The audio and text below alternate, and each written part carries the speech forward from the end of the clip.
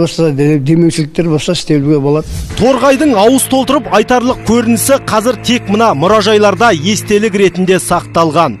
Торғайдың топырағында туылып, қазақтың тілі үшін, діні үшін, жалпы алаштың азаттығы үшін жанын қиған азаматтар аз емес.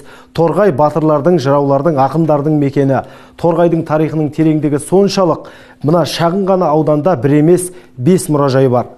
Ахмет Байтұрсынов, Міржақып Дулатов, Ыбырай Алтынсарин, Шәміл Мұхамеджанов, Нұрхан Ахметбеков сынды қазақтың айтулы тұлғалары тұтынған заттар, құнды жәдігерлер көздің қарашығындай сақталып келеді.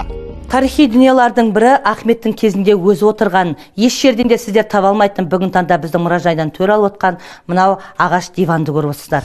Облыс мәртебесінен айырылғаннан бері Торғай өңірі ұмытылып бара жатыр деп санайды белгілі айтыскер ақын Айбек Қалиев. Айтыстарда Торғайдың ахуалын талай мәрте ашық айттым деп те ашынды сөз арасында ақын. Қазір ол елге